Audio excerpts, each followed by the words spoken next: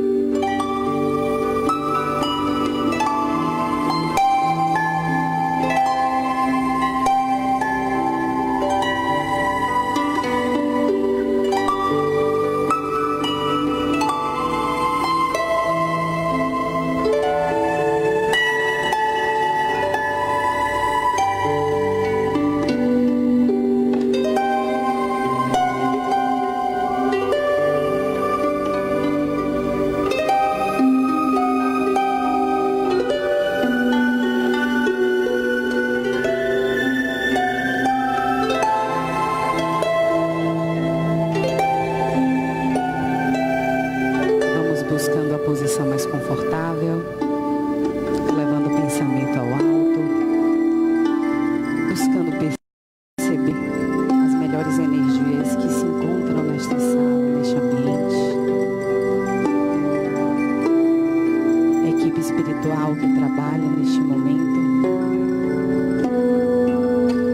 Se perceber enquanto espírito.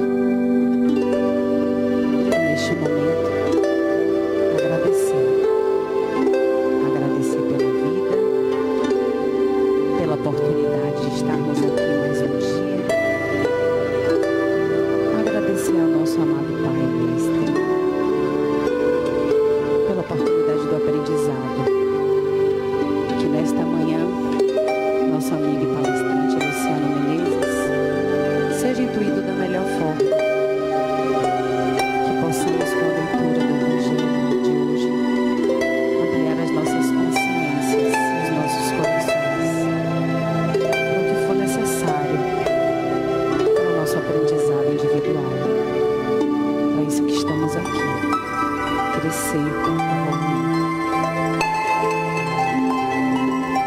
Com todos, encarnados, desencarnados, todos somos espíritos em evolução. Ser conosco, Pai, agora e sempre. Capítulo 13 do Evangelho segundo o Espiritismo. Beneficência exclusiva. A beneficência é bem entendida quando exclusivamente praticada entre as pessoas da mesma opinião, da mesma crença ou do mesmo partido.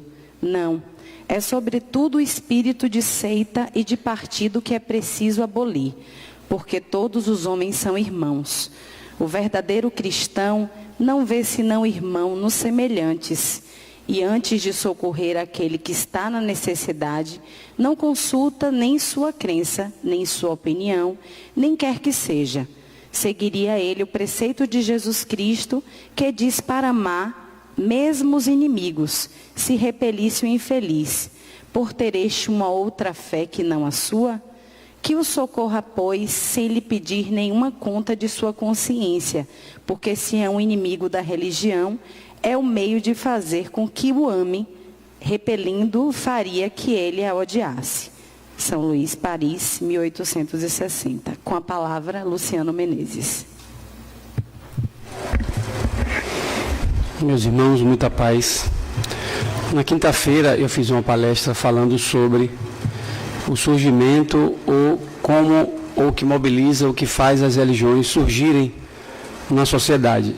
E eu abordei 3 aspectos do surgimento da religião.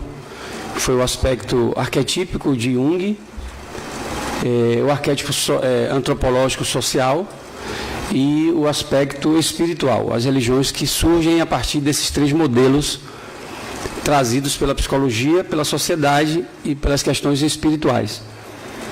E nós chegamos a uma conclusão de que as 3 possibilidades são reais, nenhuma é melhor do que a outra, elas todas estão inseridas aí, mas, acima de tudo, o ser humano deve pautar a sua vida fora desses 3 contextos, quando a religião não atende uma necessidade da alma, onde o que deve ser mobilizado ali é o ser um sujeito mobilizador da religião e não um passivo ou um paciente da religião. E isso não se diferencia no tema de hoje. Embora eu não vá abordar as mesmas coisas, mas eu sou obrigado a falar sobre alguns aspectos sobre isso, porque definir a religião nessa passagem tão pequena da beneficência exclusiva aponta claramente para questões que o ser humano às vezes não se dá conta. A semelhança dos temas que eu trabalhei na quinta-feira, a gente não está atento a um detalhe que está escrito aí, está inserido nessa fala de São Luís, que a gente passa batido, a gente não se atina para um detalhe.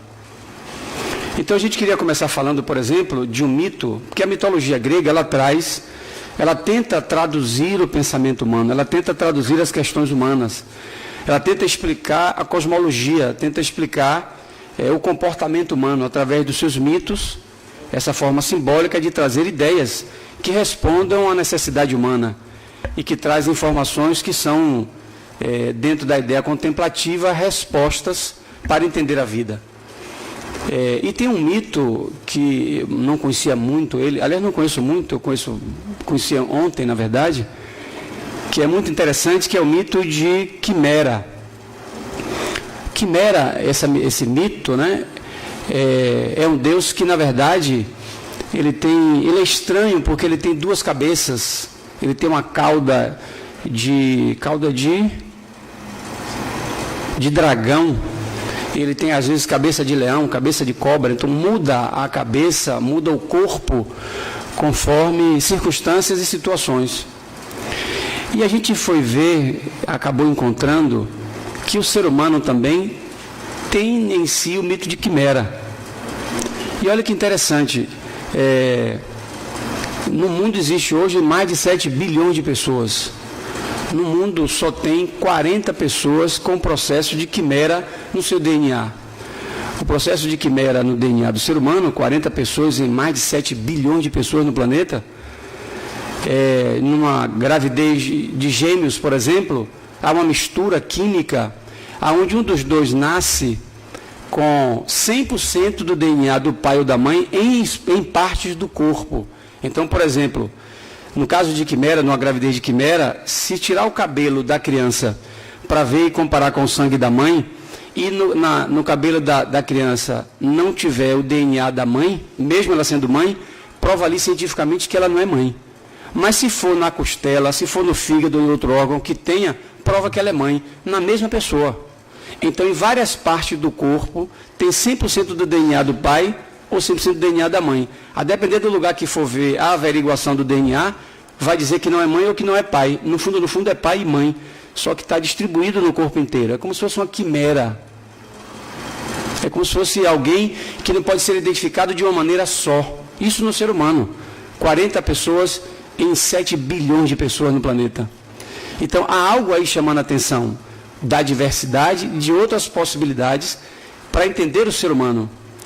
Se a gente for olhar nas arquiteturas, se a gente for olhar na engenharia, a maneira das pessoas pensarem, elaborarem, escreverem, desenharem arquitetura de prédios e por aí vai, a gente vai ver a diversidade que tem.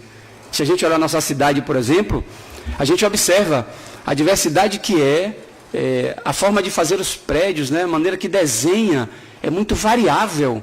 E a gente percebe que é na cabeça do ser humano que é criado isso. É o ser humano que cria isso. Como é que a pessoa tem a competência de fazer determinados detalhes em prédios que a gente olha assim, meu Deus, como é que a pessoa pensou nisso? Então, como é que a pessoa pensa no mito de Quimera? Como é que cria um mito desse? Vem de onde essa ideia? Brota de que aspecto da personalidade ou da psique humana trazer uma realidade dessa? Então, eu estou trazendo essas ideias sobre isso para tentar fazer a gente entender a beneficência exclusiva ou a religião.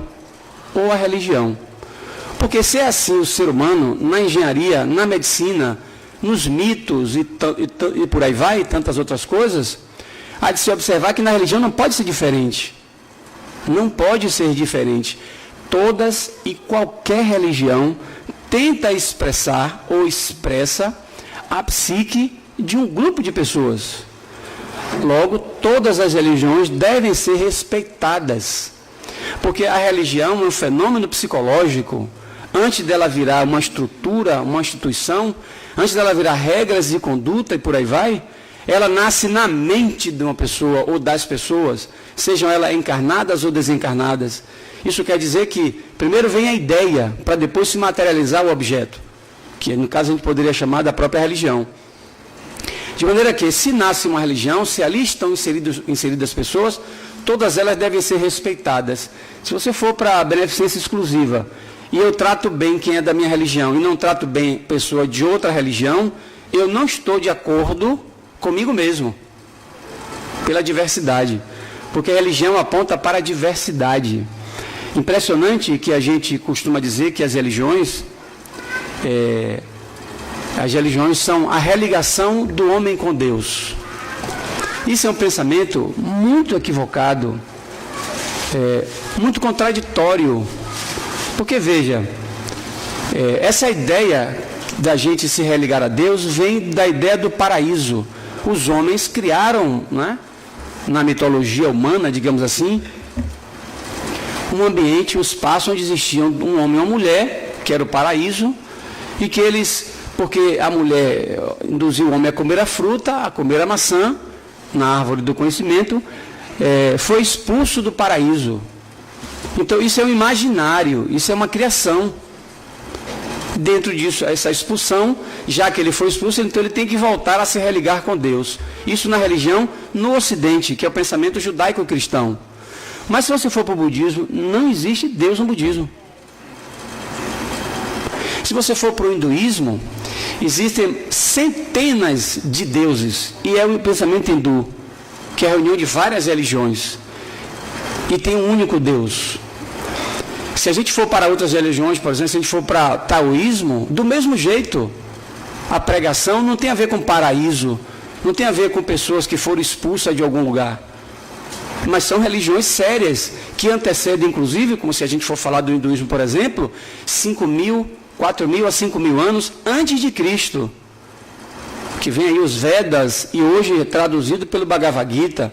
Quer dizer, é uma estrutura religiosa muito mais antiga, que merece respeito e consideração, porque faz parte de um outro continente, que as pessoas seguem piamente aquelas religiões. Mas mesmo dentro do hinduísmo, existem centenas de representações do próprio hinduísmo. Se você vai na Índia, você vê que dentro de determinadas cidades, existem vários templos de religiões hinduístas, e que têm formas diferentes de vivenciar suas religiões. Tem uma arquitetura diferente, formas diferentes de professar a mesma religião, porque não tem um padrão apontando para a capacidade da criatividade humana de diversificar. Então, qualquer religião que lhe prenda, que lhe trave, que lhe coloque um cadeado, que ache que você é melhor, faça você entender que você é melhor e os outros não são bons tanto quanto você, tem alguma coisa errada. Porque a expectativa da religião corresponde à psique humana. E não necessariamente é uma estrutura fora dele. A estrutura fora dele é consequência da maneira como eu olho para aquilo. Então, nessa passagem do Evangelho, quando fala de entender o irmão de outra religião, não faz o menor sentido. Não tem o menor sentido eu ter que entender a pessoa de outra religião, nesse sentido que o Evangelho traz. Porque faz parte da minha obrigação, enquanto alguém que professa uma religião, entender as religiões. Porque as religiões apontam para o entendimento do ser humano, da criatura humana. A religião tenta mostrar para o ser humano quem ele é, o que é que ele está fazendo aqui, por que que ele existe. Todas falam isso. Não falam de maneira igual, não falam de forma par e passo, né? A gramática ou a linguística que é trazida necessariamente não é igual, mas a gente observa que todas indicam essa realidade. Então, essa ideia de que nós temos que nos religar a Deus porque a religião faz isso, ter que religar porque a gente foi abandonado, é um pensamento equivocado, alegórico, de ideias fantasiosas para responder à vida. Porque onde é que a gente consegue encontrar a harmonia? Como é que existe a harmonia? Como é que as pessoas pensam em harmonia? Agora a gente estava conversando na reunião de supervisão aqui do atendimento fraterno, e uma pessoa sugerindo que a gente fizesse um cartaz, um panfleto, onde uma parte do panfleto, a parte de trás, falasse do Evangelho no lar, como é que é feito, e a outra parte falasse de outras coisas. Aí eu disse, a gente tem um propósito de fazer com que as pessoas façam o Evangelho no lar? Essa casa defende a ideia de que a gente vai dar par e passo como é que é feito o Evangelho no lar? Não, não temos essa ideia. Eu não faço o Evangelho no lar há mais de 20 anos. 20 anos, né? Por aí, né, meu? Aliás, o Evangelho no lar, quando fazia uns anos atrás, há 20 anos atrás, o pau quebrava. O couro comia. Tinha discussão, tinha briga. Às vezes tinha briga para começar, às vezes tinha briga porque começou. Era um bocado de briga, um bocado de confusão. Ora, porque a religião era usada, a maneira de fazer o Evangelho era usado como ato acusador, como obrigatoriedade, como um comportamento, como uma atitude que estava ligada à vida externa, ao que estava por fora e não ao que estava dentro. Então, quando eu entendi que a minha religião tem a ver com o meu mundo íntimo, tem a ver com a minha psique, com o meu arquétipo, com a minha marca de Deus, que tem a ver com o meu imago Dei na visão que Jung traz, Eu entendi que a minha transformação é muito mais importante do que fazer o evangelho no lar. Então eu abri mão de fazer isso. Como o povo já não queria fazer mesmo, porque o padre da igreja era eu, não é? O certinho era eu, digamos assim. Aí foi a sopa no mel. Hoje é mamão com açúcar, né? Ninguém faz evangelho e tal. Mas eu estou preocupado com a essência dessa realidade e vi o quanto eu caminhei em relação a isso. Então a gente se propõe que na entrevista, quando as pessoas conversarem sobre isso, que a gente oriente elas como fazer o evangelho em loco, aqui, eu conversando com alguém no atendimento fraterno. Mas eu não vou fazer um papel indicando como fazer, porque eu não comungo disso. E não vejo o espiritismo apontar para isso. Isso é um comportamento extra literatura espírita. Isso é um comportamento dos dirigentes espíritas. E não necessariamente do espiritismo. Porque a proposta do espiritismo é fazer você entender que você é um ser espiritual. Que você tem outras determinações que dependem muito mais das suas atitudes internas do que necessariamente com o comportamento que você vai imprimir, que é um ritual. Porque vir ao centro ao sábado de manhã, que aliás hoje deu vontade de não vir, que temperatura gostosa, que sono maravilhoso. Mano. Eu acordei 6 horas da manhã para preparar essa palestra. Isso é coisa de gente desequilibrada, né? Para vir para aqui falar, 6 horas da manhã, temperatura ótima, e está aqui o centro com um bocado de gente. Se a gente não olhar para isso como um fenômeno psíquico e olhar como um fenômeno antropológico, social, a gente tem um comportamento, é um ritual. Que não está errado não, mas é um ritual. Porque a proposta é outra, um mergulho. Eu vir para aqui, para o Evangelho, ou para qualquer reunião pública, ou qualquer instituição religiosa, seja ela qual for, o que tem que determinar em mim é o meu olho brilhar. Eu tenho que ter prazer, eu tenho que ter vontade, como está lá em Schopenhauer. Potência e vontade. É vontade de criar, de realizar, de fazer alguma coisa. Eu dei o exemplo lá do panfleto, mas eu queria falar uma outra coisa antes que eu me esqueci o que era que eu ia falar. Eu tenho estado assim ultimamente, pior do que nunca, esquecendo as coisas. Gente, eu estou preocupado, que loucura. Bom, eu esqueci mesmo, né? Então vamos adiante, se eu lembrar lá eu falo alguma coisa. Tem uma outra passagem no Evangelho que Jesus diz assim, eu não vim trazer a paz, eu não vim trazer a paz, eu vim trazer a espada. O que é isso que ele está falando? Está falando para quem? Está dizendo o quê? Se ele disse isso mesmo, eu não vim trazer a paz, vim trazer a espada corta, não é? Espada divide. Ora, se ele não veio trazer a paz e sim a espada, a gente observando as religiões, a religião que mais dividiu na humanidade e divide até hoje é o cristianismo. É a que mais divide. É a que mais surgiu a religião de não sei o que, de não sei o que, de não sei o que, igual a Cajazeiras. Cajazeira 1, aí já chegou a 70 mil Cajazeiras. Vai dividindo cada vez mais. O cristianismo é a mesma coisa. Se a gente reunir os 10 maiores países do mundo, que tem a maior renda per capita do mundo, 8 deles são cristãos. 8 deles são cristãos. São os que mais promovem guerra e desentendimento entre as pessoas. São os que mais matam pessoas. São cristãos. Então Jesus estava dizendo alguma coisa, né? Há que se refletir sobre alguma coisa. De que guerra ele está falando? Eu vi Adenauer falando, eu já fui lá no Rio de Janeiro algumas vezes, mas não fui conhecer o forte lá de Copacabana. E ele fala que tem uma frase lá, que ele viu, eu acho que foi ano passado, que a frase é, se você quer a paz, prepare-se para a guerra. Pô, que negócio, né, amigo? Tanta guerra. Fica passando até esses homens bomba desses países aí, que o povo adora uma guerra, um negócio. Do que está falando quando fala da espada e da guerra e de se preparar para a guerra? Se olharmos para a religião, as pessoas vão ter a ideia de harmonia, por exemplo, né? Aqui agora está todo mundo em silêncio, a gente está achando que está em harmonia. Quem diz que está em harmonia, gente? Há como se ter harmonia sem olhar isso que Jesus disse da espada e essa mensagem que está lá no Rio de Janeiro? A gente acha que as religiões trazem a ideia de uma unidade. Então as religiões não são unidade, porque se os seres humanos aqui professam as religiões, há uma diversidade, automaticamente há uma diversidade. Se há uma diversidade, naturalmente unidade não existe. A unidade não existe, e Jesus aponta para, quando ele fala da espada, numa visão psicológica e contextualizada, digamos assim, atualizada, seria, você precisa vencer a guerra da sua incapacidade de compreender tanto conflito que você tem dentro de você. Se você quer paz, olhe para isso, porque a paz não é fora, a paz é dentro.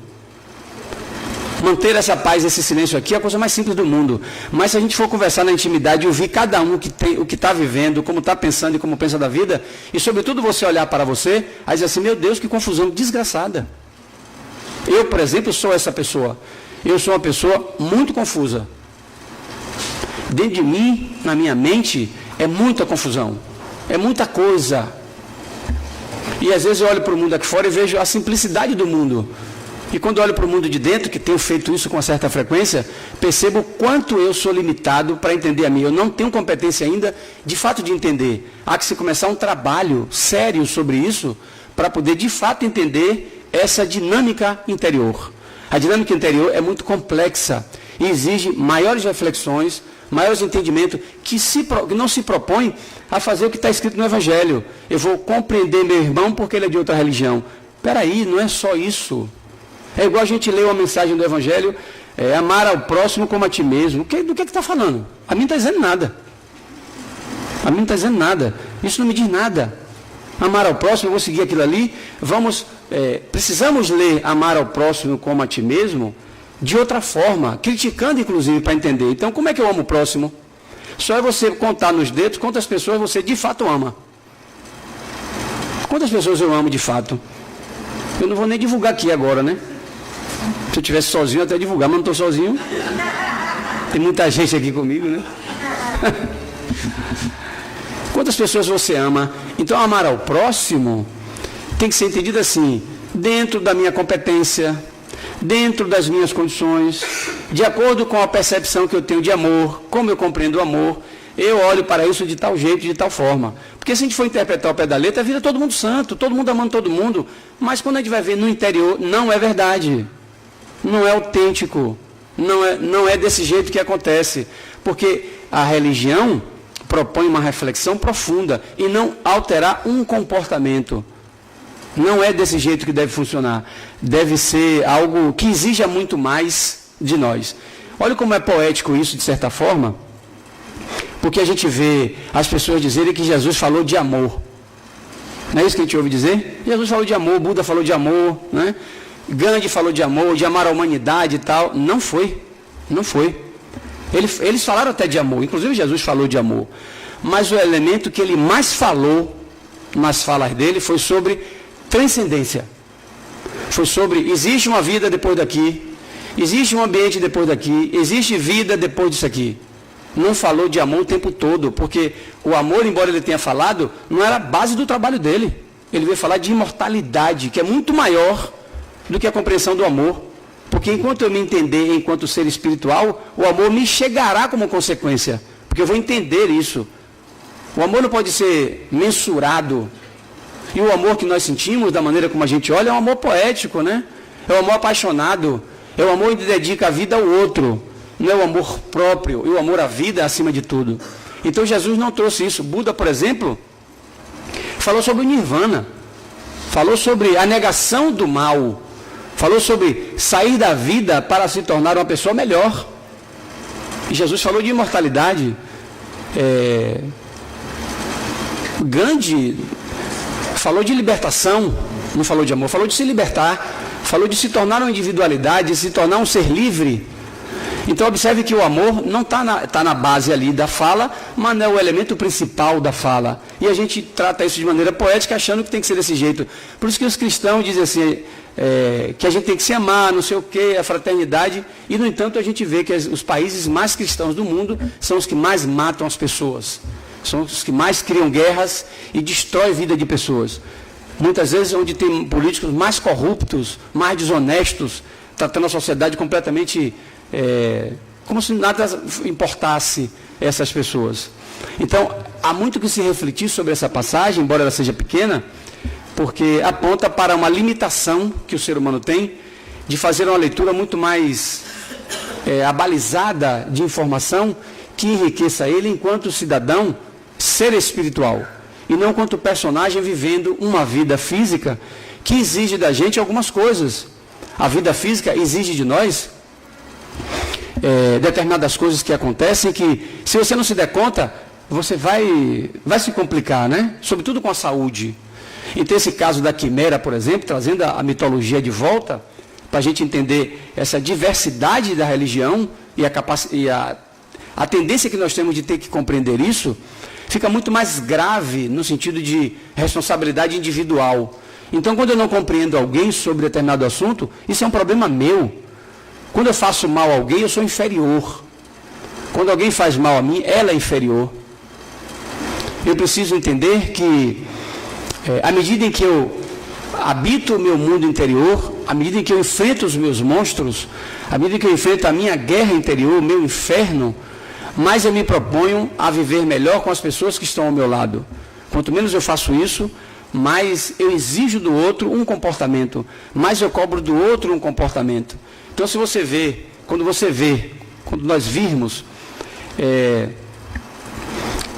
pessoas que reclamam muito da vida, né? Pessoas que estão dispostas a brigar a qualquer momento, a dividir em qualquer momento e por aí vai, fique esperto, porque essa pessoa está alheia a ela própria.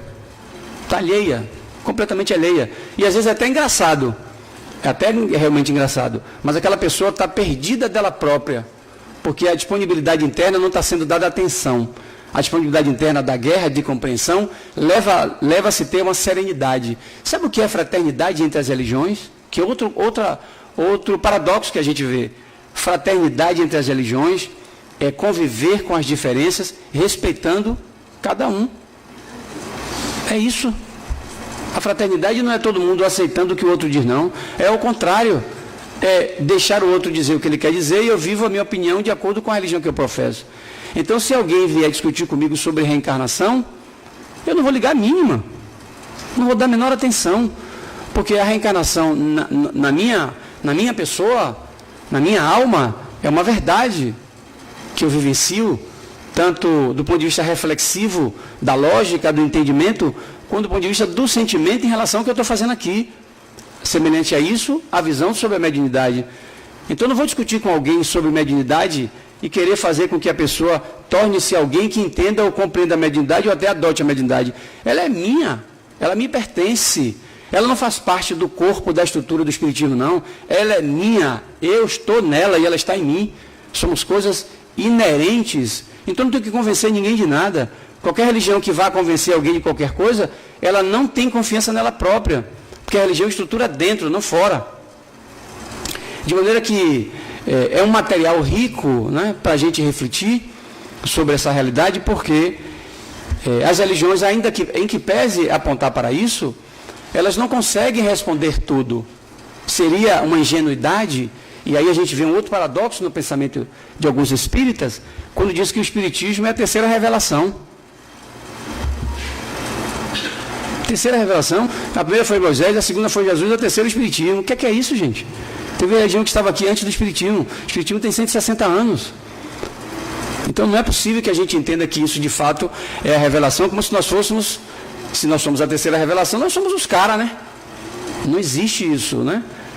É a terceira revelação no Ocidente, assim como a mitologia grega no Ocidente, porque tem outras mitologias, africana, oriental, são outras mitologias que respondem a mesma coisa também. Então, é uma visão que a gente precisa ter de contextualização para poder a gente não achar que é qualquer coisa. Se a gente juntar todas as religiões, elas vão responder tudo? Não vão. Porque elas trazem uma faceta, elas trazem uma paisagem, uma imagem de um todo que é incompreensível, que não dá para abarcar a totalidade. Então, para eu ter uma beneficência exclusiva com o meu irmão de outra religião, eu tenho que entender tudo isso que eu estou falando aqui. Não é uma mudança de comportamento, não é uma compreensão porque eu sou melhor ou porque o outro é inferior. É porque eu tenho visão de que a religião dentro de mim representa minha alma, meu caminhar, a minha trajetória enquanto ser espiritual. E não a estrutura religiosa em si, que não vai definir nada se a gente não incorpora isso em nós.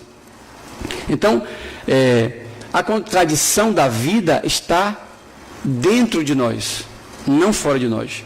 Os desentendimentos que a gente tem nas religiões é uma contradição da diversidade. A real contradição que nós temos é dentro. Nós, dentro de nós, ainda não criamos competências, não desenvolvemos ainda habilidades de entender que se o mundo aqui dentro está pegando fogo, lógico que do lado de fora pode pegar fogo. E pegar fogo do lado de fora está dentro do script dessa realidade acontecer. Então, sempre que você for fazer qualquer análise nesse sentido, observe que se você está fazendo queixa da sociedade, das pessoas, da sua família, de quem quer que seja, olhe para você, reflita sobre você, veja o que é que isso está lhe dizendo, porque é fácil reclamar, é fácil olhar para fora, difícil é olhar para dentro, né?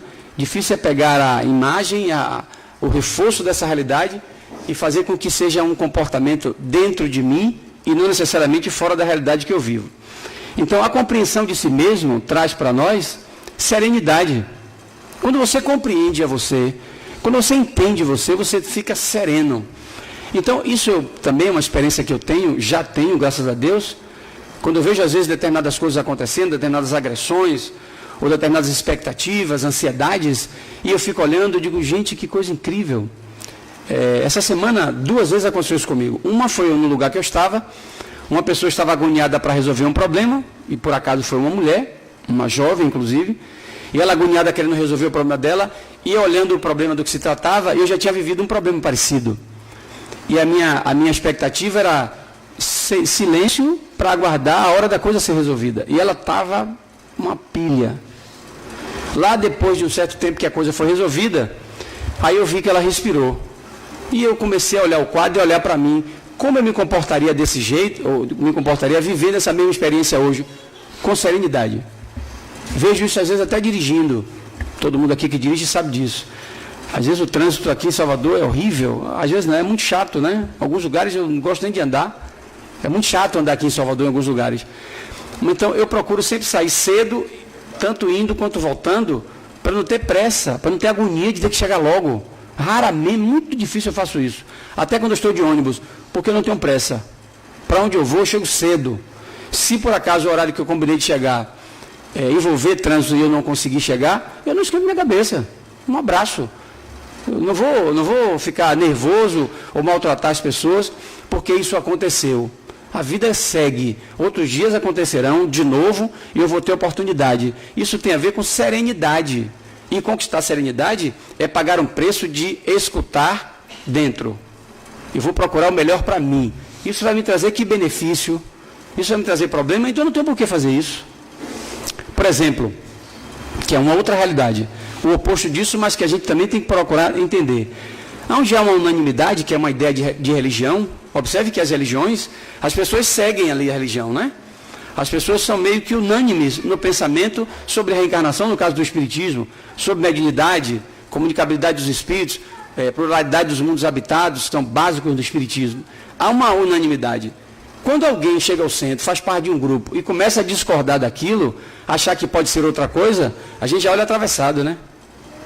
E a gente às vezes olha e diz assim, essa pessoa está obsidiada, ela não está serena, ela não está nos dias dela, porque a pessoa discordou. Quando uma pessoa discordar da gente, olhando pelo viés religioso da psique humana, fique esperto, porque aquela pessoa está revelando para você algo que você não quer ver, algo que você não quer escutar, algo que você não quer dar a devida atenção e que precisa ser dada atenção. Então, hoje em dia, quando eu vejo uma discordância, sobretudo do pensamento do que a gente traz como ideia do espiritismo ou até da psicologia e hoje da própria filosofia, eu já enxergo de outro jeito e já escuto de outra forma. Vou analisar o que está sendo dito para ver, será que não tem fundamentos o que está sendo dito? Será que não é verdade?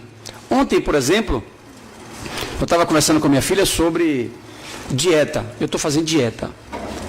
Eu achei que eu estava barrigudo, cheguei no espelho e vi de lado o negócio não estava bom. Eu digo, rapaz, está errado isso. Se esse negócio crescer, vai complicar, né? E aí eu me dei conta que eu tenho 55 anos. E de certa forma, eu fiz um investimento para essa barriguinha aparecer, né? Porque não foi de graça, né? A gente botou coisa lá dentro que foi aumentando o volume, né? E aí eu resolvi fazer uma dieta por conta dessa barriga um pouquinho grandinha e tal. Um pouquinho não, já é o suficiente. Aí parei de comer pão, manteiga, leite, não sei o que, não sei o que, não sei o que. Aí eu senti que desinchou. Parei de tomar refrigerante, desinchou. Aí eu olhava no espelho e digo, opa, que negócio bom, viu? Me empolguei, procurei a nutricionista, que inclusive é trabalhadora daqui do centro, ela me orientou e tal. Aí eu comecei a fazer academia, comecei a malhar. E aí tem a questão da altura. Então quem tem 1,74m, 75 tem que ter tal peso. Quem tem tantos, metro e tanto tem que ter tal peso. Isso é uma linha geral de ideia. Só que está tendo um estudo hoje, que eu soube ontem, minha filha me falando, que está tendo uma análise de que necessariamente quem tem 1,60m não tem que ter tal peso. Porque pode ser que tenha uma variação DNA e blá, de cada pessoa. Então isso tem que ser revisto para atender o indivíduo. E digo, rapaz, não é que tem sentido esse negócio? Porque na psicologia, se você for ver o CID-10 e o DSM-5, é uma estrutura montada pelos americanos, o CID-10, que tem a ver com a cultura americana do ponto de vista das doenças, dos transtornos e por aí vai. Doença de maneira geral. Isso, se você trouxer para o Brasil, para os países da América Latina, não pode se encaixar, porque não somos os mesmos homens, não somos as mesmas pessoas. Logo, tem que se ter um olhar diferenciado.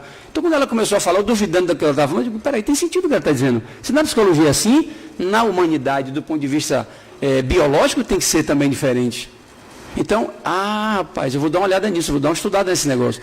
Vou ler sobre isso para me apropriar e ampliar o conhecimento, acolhendo ideias diferentes. Então, quando vê alguém discordando, não tome raiva não. Não fique impulsivo, querendo convencer, sobretudo do ponto de vista religioso. Entenda que aquilo que está sendo dito pode ser algo que você precisa ouvir.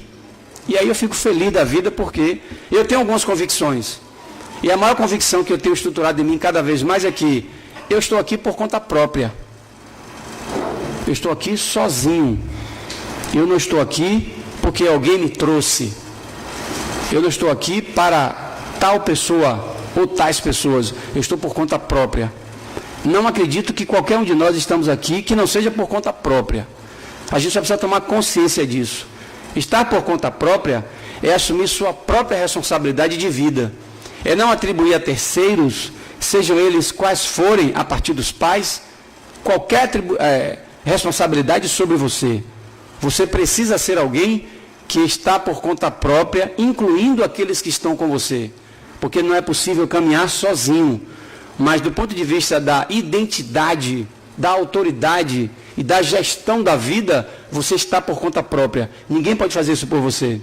E conversando com um amigo ontem no shopping, esse shopping que está dizendo que pode cair, pode não cair, uma parte dele lá, eu tomando um cafezinho, de vez em quando eu olhava assim, o teto todo aberto, digo, rapaz, por que não vai para outro lugar, um café, né? Não, vai ficar aqui mesmo e tal. Eu digo, eu não vou lá mais não, viu? Embora eu não acho que eu vou desencarnar desse jeito, a impressão que eu tenho é outra coisa.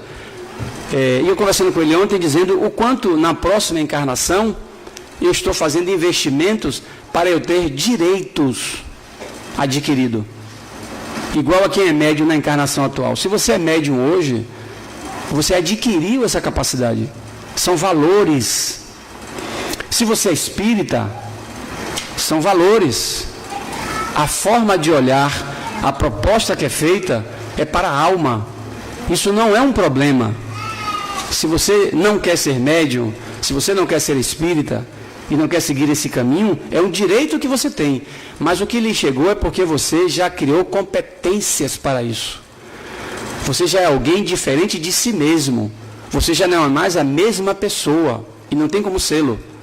Logo aponta para uma responsabilidade maior. Então, na próxima vida, eu até dizendo ontem isso, assim, você quer morar na próxima vez você quer morar no Canadá, quer morar na Suíça? Eu digo, não sei se necessariamente eu vou morar nesses lugares, mas certamente eu não quero viver uma experiência que eu vivi nessa vida, que ser pobre. Não quero mais ser pobre. O que é que eu estou chamando de pobre? Olha como é inerente a muitos de nós. Você recebe salário no final do mês, você paga a dívida, o dinheiro acaba. Isso é pobre. Você não tem o dinheiro sobrando, você vê uma camisa que você quer comprar, você não compra porque você não tem dinheiro. Você quer fazer uma viagem, você não faz porque você não tem dinheiro. Você só reúne dinheiro final de ano, sobretudo quando está de férias, com o 13º não sei o quê, para fazer aquela coisinha e já começa o mês endividado porque você não recebe dinheiro quando você volta do 13º. É uma parte dele. Isso é pobreza. Isso é muito inerente a muitos de nós. Ora, não quero mais viver essa experiência. Então o que é que eu tenho que fazer? Eu estou criando, desenvolvendo nesse personagem habilidades de profissões diferentes, para na próxima vida, desde cedo, eu já quero ganhar dinheiro e ter independência, porque eu vou ter competência de fazer isso. Então, certamente eu vou ser espírita, eu vou ser psicólogo, eu vou ser administrador e eu serei filósofo, porque eu estou investindo agora. Na próxima, isso segue com o ser imortal. Então, a beneficência exclusiva sobre perdoar e entender alguém que seja de outra religião é um investimento contínuo e constante, incansável, inalcançável, porque o ser espiritual é eterno. Tudo que eu fizer de investimento em mim me qualificará para ter uma vida melhor. Então, eu não aceito mais viver como pobre, porque eu estou investindo para ser diferente. E hoje eu já consigo fazer isso. Eu consigo olhar a camisa ali e dizer, quero comprar aquela camisa. Eu só não tenho dinheiro ainda para ir para a Europa, por exemplo. Viajar, né? Levar a família e pagar a conta de todo mundo. Não consigo ainda. Mas o meu ideal, o meu objetivo, um dos objetivos que eu tenho é esse. Dando tempo eu vou fazer. É ter dinheiro para dizer, gente, vamos fazer uma viagem ali, vamos, né, fazer um negocinho e tal. E eu bancar também, se for o caso. Isso também é espiritual. Isso também é algo que deve ser conquistado por nós.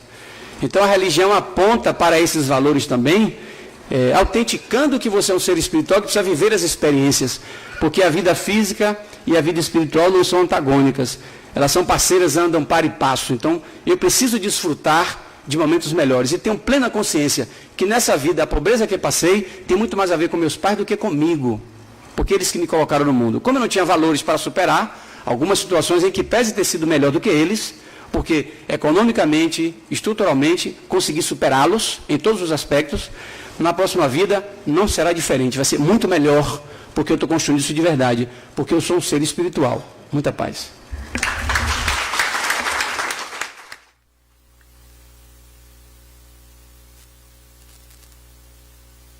Vamos agora para o sorteio do livro Entre a Terra e o Céu, Chico Xavier, pelo Espírito André Luiz. Um caso aqui de obsessão fantástico. 82. Número 82. Como é o nome? Ricardo Carvalho. É uma psicografia. Ele é médico.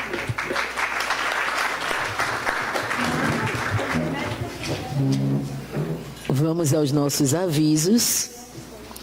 Lembrando apenas que semana passada nós fizemos o sorteio do quadro, né? E a pessoa que ganhou é Cris, inclusive ela coordena a ULI1. Então, Cris Pires. E foi sorteado aqui, todo mundo viu. E vamos falar aqui um pouquinho sobre a importância de vocês continuarem exigindo que coloque o CPF na nota de vocês, no cupom fiscal, que com certeza estará contribuindo com a nossa casa. E você também estará concorrendo a prêmios de R$100 mil, nada mal, né? Eu conheço gente que não deixa mais passar o número do CPF. Uma bala, ele quer o CPF. Então, vamos fazer o mesmo. Quem ainda não se cadastrou, por favor, pode se dirigir à recepção ali, procura a Érica, que ela faz rapidinho o cadastramento de vocês, certo? E assim vocês estarão contribuindo. Não, é mesmo? R$1 milhão a pessoa ganhou. Um pedreiro, imagine que maravilha, né? Vamos, gente, vamos tentar que de repente, quem sabe, a gente ganha, né? Lembrar que agora o curso básico já não pode mais. Mas uma coisa muito bacana que vai acontecer no dia 6/4, às 20 horas, que é o Encontros Espirituais, Diálogos Espirituais. Você quer falar sobre, Luciano? Diálogos Espirituais é um trabalho que é desenvolvido com Adenauer Novaes, onde um grupo daqui da nossa casa, coordenado por Luciano, estuda os livros de Adenauer e devolve em perguntas para ele no dia desse encontro, e ele responde a essas perguntas. Já vai ser, esse agora é o segundo, não é isso, Luciano? O terceiro. É o terceiro. E o livro agora tem aqui, Sonhos, Mensagens da Alma. Então, dia 6, coloquem na agenda de vocês, porque é um investimento para o crescimento pessoal de cada pessoa. Então, venham, participem, dia 6/4, às 20 horas, certo? Se quiserem, inclusive, adquirir o livro Sonhos, Mensagens da Alma, pode, já começa a ler, estudar um pouquinho, e quem sabe que no dia vocês terão respostas e expectativas atendidas de repente, né? Quero lembrar vocês e ao mesmo tempo agradecer que o nosso encontro foi domingo passado com as famílias do Trabalho Social Badu. Na verdade, em torno de 182 famílias. Esse salão aqui não tinha onde a gente pisar direito. De gente, cheio. E o agradecimento fica para vocês que contribuem com os alimentos não perecíveis, para que a gente possa compor as cestas básicas, né? Foram momentos assim incríveis, maravilhosos, de muita alegria, de muita realização, poder perceber que nós juntos, né? Juntos, se não for assim fica difícil, atendemos a pessoas que vivem em risco social, numa miserabilidade absurda.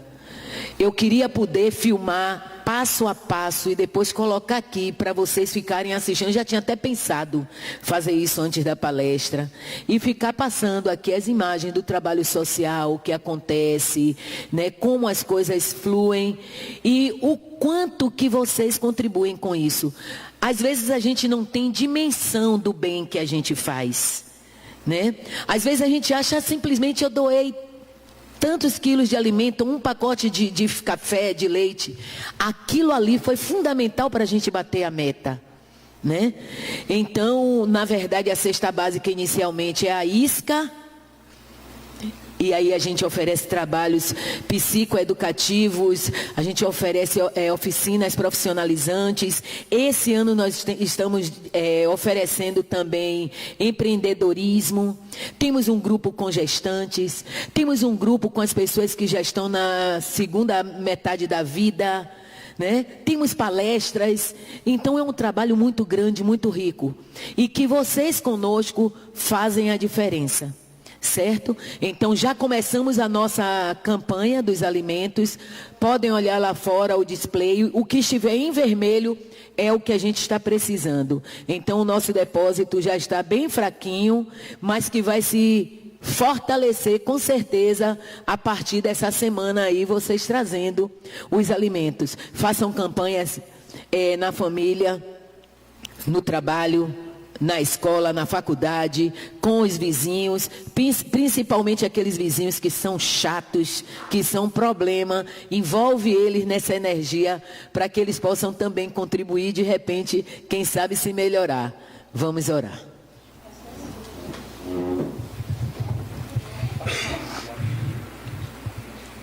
Oi?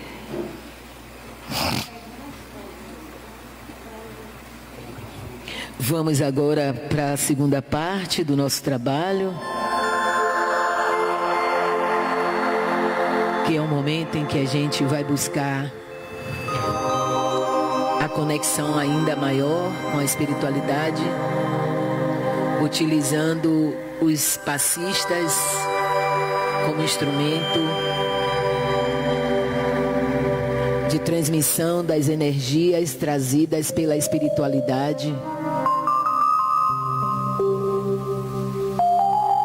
Vamos nesse momento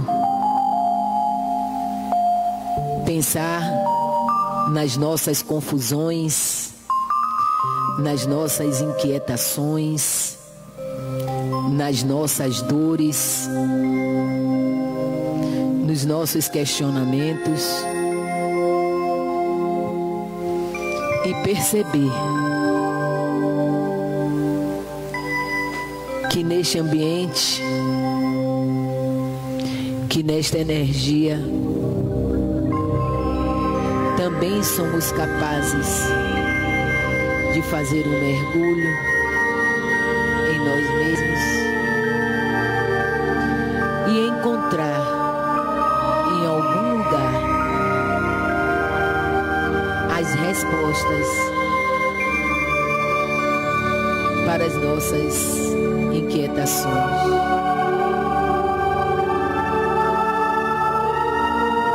Vamos perceber o abraço espiritual que estamos recebendo, que nos envolve e nos oferece o suficiente para nos sentirmos melhores a partir desse momento. Somos merecedores de tudo de bom que existe. Precisamos estar abertos para receber a ajuda que a espiritualidade nos traz e que nós próprios temos capacidade de nos oferecer. Agradecemos a Ti, querido e amado Mestre Jesus, por ser para nós uma bússola que nos traz os Teus ensinamentos, que nos traz inquietação, mas que aponta para um caminho da imortalidade, de sempre poder recomeçar e dar um novo rumo ao que ainda não está como desejamos. Sê conosco agora e sempre, que assim seja. As pessoas que estão em tratamento, por favor, aguardem, que serão chamadas de acordo com a ficha. Quem não estiver em tratamento,